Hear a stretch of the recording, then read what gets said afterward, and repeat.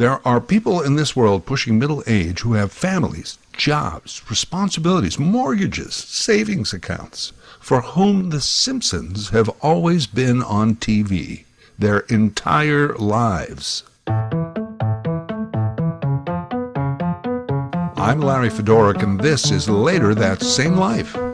On each episode of my weekly podcast, a different topic, discussion, or story from our lives. Season 16, Chapter 9. The Simpsons. I just felt like reminiscing about The Simpsons, now in its 36th season on television. There are longer-running TV shows, Meet the Press, Sesame Street, Saturday Night Live. Some classic soap operas are still on TV, General Hospital, The Young and the Restless, Days of Our Lives. But The Simpsons is the longest-running scripted primetime series in North American TV history. 785 episodes and counting. I saw a promo on TV recently. All new Simpsons, Sunday night at 8. And I thought, wow, they are still making The Simpsons. New episodes. Well, of course they are, because if they had stopped, I think we would have heard about it. That TV promo got me thinking fondly about The Simpsons. Our first glimpse of The Simpsons goes back to 1987 and The Tracy Ullman Show, a comedy variety sketch show that was part of the new upstart Fox network. They had some pretty innovative shows, like Tracy Ullman, Parker Lewis Can't Lose, and eventually Married with Children and X-Files. George Carlin played a New York City cab driver on The George Carlin Show. Howie Mandel was a funeral director on a show called Good Grief, all on Fox. And you know, none of those shows would have been possible if not for the popularity of The Simpsons. It was the flagship of Fox, an entirely new network built upon those dysfunctional Springfield denizens. But back to 1987, in the unusual and edgy Tracy Ullman Show, show producer James L. Brooks decided to hire Matt Groening to create an animated short for the series. Groening had a cartoon strip, Life in Hell, that had already been quite popular, and Brooks thought that Groening's offbeat sense of humor would blend well. By the way, James L. Brooks, check out his IMDb resume. His TV show credentials go back to The Andy Griffith Show, Room 222, Mary Tyler Moore, Rhoda, Taxi, not to mention movies like Terms of Endearment and Broadcast News. So his instincts are pretty good. Groening, rather than adapt his Life in Hell comic strip for TV, came up with an original concept, The Simpsons.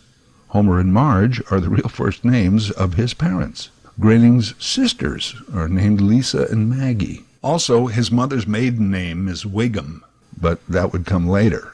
The main family unit was Homer, Marge, Bart, Lisa, and Maggie. They were the subjects of those early short films. For voices, they just used some of the cast members of The Tracy Ullman Show, but oddly, not the star Tracy Ullman. Dan Castellaneta was Homer. Julie Kavner was Marge. Kavner previously worked with Brooks when she was on the sitcom Rhoda as Rhoda's sister Brenda. There was Nancy Cartwright as Bart, Yeardley Smith as Lisa. Side note, Maggie never spoke until her first word. It was in season 4 of The Simpsons, 1992, when she said, Daddy, famously voiced by Elizabeth Taylor. Those early cartoon shorts were a big hit, and within a year plans were in place to spin off the unconventional family cartoon into its own weekly series. The half-hour series premiered December 17th, 1989 with Simpsons Roasting on an Open Fire. Here's some trivia for you. Some Enchanted Evening was actually the first full-length episode produced, but it did not air until May of 1990 as the last episode of the first season. It was because of animation problems. 1989, that was a long time ago. It's the year that Harry met Sally. Michael Keaton was Batman. Harrison Ford was Indiana Jones. We were groovin' to Like a Prayer by Madonna. And with Young MC, we could bust a move. Or we could just slow dance to Wind Beneath My Wings. 1989, Brian Mulroney was Prime Minister of Canada. George H.W. Bush was in the Oval Office. It was the year of the fall of the Berlin Wall. Also Tiananmen Square and Exxon Valdez. Many of these stories brought nightly into our living rooms. from around the world. And from CBS News headquarters in New York, this is the CBS Evening News with Dan Rather. 1989, and of course now we had The Simpsons. It very quickly became part of our family's weekly television routine. I remember distinctly my son as a kid and I watching it together. One of the things I noticed right away, that often we would laugh separately at different parts of the show. In other words, there were jokes in the show that he had to explain to me, and others that I had to explain to him. Such was the breadth of their references. Castellaneta would go on to voice not only Homer, but Grandpa Simpson, Barney Gumble, Krusty the Clown, Groundskeeper Willie, and others. Kavner was Marge, and her sisters Patty and Selma. Nancy Cartwright was Bart, Nelson, and Ralph Wiggum. Yeardley Smith as Lisa, and Grandma Flanders. The main cast was rounded out by the talents of Harry Shearer and Hank Azaria. Shearer as Ned Flanders, Lenny, Principal Skinner, Mr. Burns, Waylon Smithers, Kent Brockman, Otto, Reverend Lovejoy, and many more. Azaria as bartender Mo Sislak, Chief Wiggum, comic book guy, Professor Frink, and many more. Some may also recognize these names from the end credits, the also starring names of Pamela Hayden and Tress MacNeille. Hayden does Millhouse, as well as Jimbo and Rod and Todd Flanders. MacNeille does Dolph and Agnes Skinner. Also in those end credits, Maggie Roswell and Russie Taylor. Roswell does Helen Lovejoy, Maud Flanders, and Miss Hoover. Taylor did Martin Prince, as well as twins Sherry and Terry, until her passing in 2019. There were the semi-regulars, Marcia Wallace as teacher Edna Krabappel, Joe Mantegna as Fat Tony, Kelsey Grammer recurring as Sideshow Bob, and hilarious regular appearances by Phil Hartman as Troy McClure and Lionel Hutz. And the celebrity voices over the years, often appearing as cartoon yellow versions of themselves. They include all the Living Beatles, Jagger, Richards, Red Hot Chili Peppers. Remember them? Chilling with Chief Wiggum at Moe's Bar, all in their underwear? Was Linda Ronstadt in a hot tub with Barney? The famous story of Tony Bennett, who was booked to play a lounge in Vegas, but his new manager, his son, convinced him to appear on The Simpsons instead, and it made him cool again and turned around his entire career. Dustin Hoffman, Paul Newman, Buzz Aldrin going to space with Homer. Buzz, if that is your real name. Oh, Johnny Cash, Willie Nelson, Cypress Hill, Donald Sutherland, Kiefer Sutherland, Gore Vidal, Michael Jackson. Well, why did I even start this list? There's so many, over almost all 800 episodes. There's dozens and dozens of celebrity appearances, including some of the big stars who weren't even big stars when The Simpsons first began. Heck, some of them were not even born yet.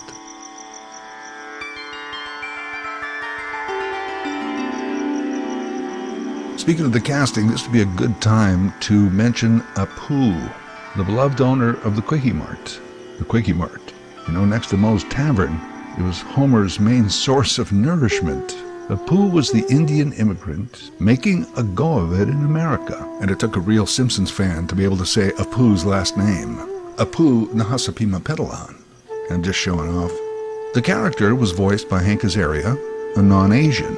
Comedian Hari Kondabolu criticized Apu as a negative stereotype of Indians. It was in his documentary, The Problem with Apu. That came out in 2017, and it began the discussion of brown voice, a reference to black face, of course a very much not acceptable practice of actors wearing dark makeup to play a black person. The discussions grew, fingers pointed at The Simpsons, even at Hank Azaria himself. Still today there's criticism of actors and productions who play or use different ethnicities to play a certain character. Some cry racism. Others say, well, let actors act. Isn't the whole idea of acting to be able to convincingly portray someone you are not? I see both sides, but in the end, social pressure won out. Apu has not been killed off or eliminated from the show, but his character has not appeared on The Simpsons for the last 8 years.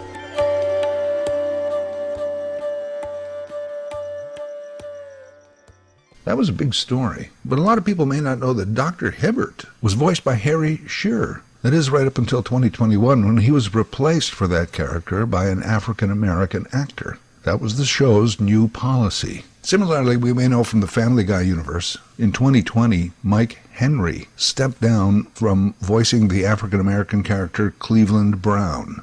He was replaced by an African-American actor who could imitate the voice precisely. So if you're watching, Cleveland Brown still sounds like Cleveland Brown. You may want to go back sometime to episode 133 of my podcast, where I discuss stereotypes. I am sensitive to people's feelings, and I know that jokes can cross the line. But I think that stereotypes exist for a reason, and often they can be a good basis for humor. Maybe people shouldn't get so sensitive. You know, at one point in my life, my convenience store guy was an immigrant from India with a large family. My accountant was Jewish, and my barber was Italian. These things just happened organically. I didn't plan them. What was I supposed to do? Change it all around or, live in guilt? But Larry, I thought you said you liked the haircuts. Oh, I love the haircuts. You're the best, man. But unfortunately, you've become a stereotype. So I have to move on. What I'm saying is, I miss Apu. I also miss the old animation.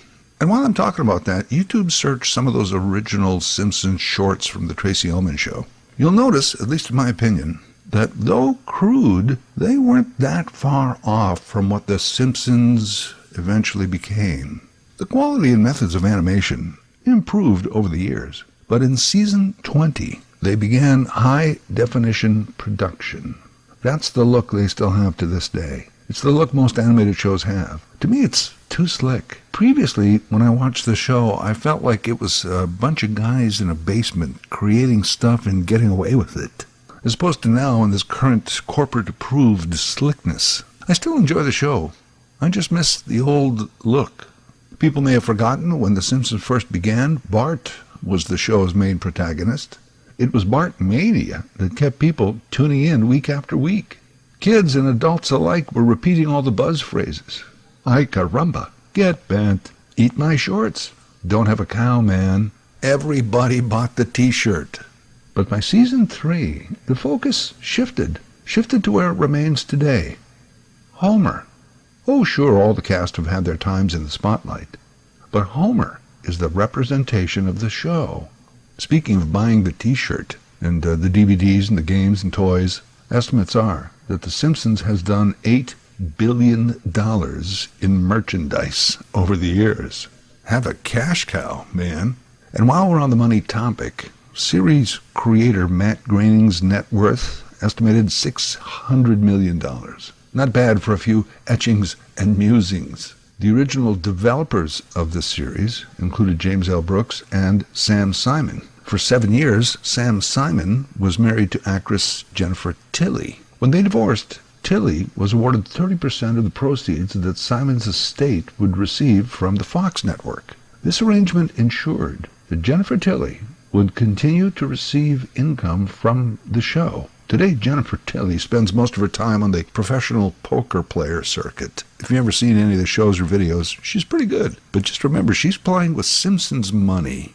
Note that Sam Simon was diagnosed with cancer, and with no living relatives, he spent his remaining years giving away his fortune to charity. Simon died in 2015. Over the years, the show has had almost 150 different writers, some famous ones for writing one-offs like Seth Rogen and Judd Apatow. But the most high-profile staff writer was, of course, Conan O'Brien, on the staff from 1991 to 1993. Conan O'Brien worked on The Simpsons. And if you happen to forget that, just tune in any Conan O'Brien podcast, and eventually he'll remind you. He sure finds a way of working it into conversations a lot. Is this episode of The Simpsons I wrote. Simpsons fans really like that episode. A show like The Simpsons seems inevitable. Before that, when I would go to the UK, they would know if The Simpsons came up, they would flip out. Simpsons I wrote. Simpsons. The Simpsons came up. His main contributions were The New Kid on the Block, where Bart has a crush on an older new girl who just moved in next door. He also wrote the Monorail episode and Homer Goes to College. O'Brien contributed to the Treehouse of Horror episodes, and there too is an annual Simpsons Halloween tradition. There have been no real spin-offs from The Simpsons, itself a spin-off of The Tracy Ullman Show. although they did try and help launch the short-lived animated series The Critic, starring John Lovitz. And they did do a strange crossover episode with The Family Guy for some unexplained reason. They did try a Simpsons movie, that was 2007. Green Day was in it, remember? Yeah, neither did I. I had to look it up. Basically, the Simpsons movie was a decent, longer episode of the weekly TV show, but instead we had to pay $15 to go see it in a theater. What I'm saying is, it did not spawn a Simpsons movie franchise.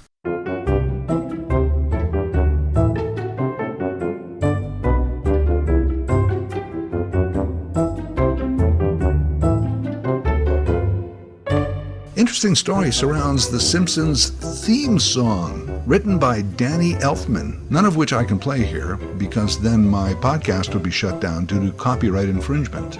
But we all know it. The Simpsons, da da da da da da da da da da da. Well, we know it. Years before the show, Elfman was in a band called Oingo Boingo. They did a show in Los Angeles, and a reviewer for the LA Reader was one Matt Groening, and he gave them a horrible, scathing review. The review bothered Elfman so much he actually called Groening to complain about it. Now fast forward a few years, and Groening calls Elfman, says, "Hey, I'm working on this animated TV show for Fox. Would you mind taking a meeting about writing the theme song?" Elfman says, "Sure." He's there, they show him some initial pencil animation. He thinks it's great and says, "Yeah, I'll do it." As he's leaving, Groening says, "Excuse me, you may not remember a few years ago, but it was me." And Elfman is like, "Oh yeah, I remember." So Groening's going, "Well, so are we good?" Elfman's like, "Oh yeah, we're good. Don't worry about it." Elfman claims he wrote the song in the car on the way home, recorded some basic tracks that night, called them the next day, played them what he had, and they said, "We love it. Go ahead." The rest is history. Not only has the song made Elfman a fortune, but he has gone on to score over 100 movies like Beetlejuice, Good Will Hunting, Milk, Batman, Spider-Man, so many more. And during that opening theme, all the different nuances, and each week a different couch gag, brilliant. And we're still not sure where Springfield is. Some reports will tell you there are as many as 67 towns and cities in the U.S. called Springfield, across 36 different states. That means some states have more than one Springfield. How does that work? So where's the Simpsons Springfield? Is it Arkansas, California, Pennsylvania, Wisconsin? Well, Mr. Plow can tell you that they do get snow in the winter. Homer has driven out of town to be alone in the desert. Mayor Quimby's accent is Bostonian, but we really don't know, 'cause there is no right answer. The show has purposely left it vague. Now, 36 seasons and still going strong. 37 Emmy Awards, numerous BAFTA Awards, Golden Globes, People's Choice, even a Peabody. And you may wonder, whatever happened to Tracy Ullman? Well, she may not have achieved the superstardom of Homer and Marge and Bart and Lisa, but she's worked a lot. She's been in a lot of stuff, television and movies, including recently a 2-season hilarious hit on Curb Your Enthusiasm. She's still an immense talent. By the way, Tracy Ullman gets no Simpson money. Anyway, I hope you've enjoyed this trip down memory lane, and maybe you learned something too. And while I'm at it, if you'll indulge me, let me also reminisce quickly about another TV sitcom classic that I still enjoy watching. Leave It to Beaver, starring Hugh Beaumont.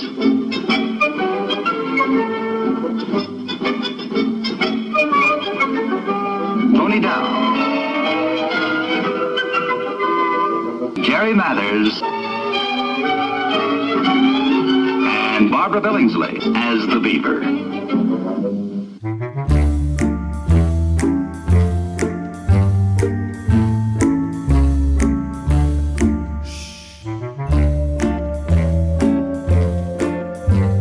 Later That Same Life is written, voiced, and produced by Larry Fedoruk.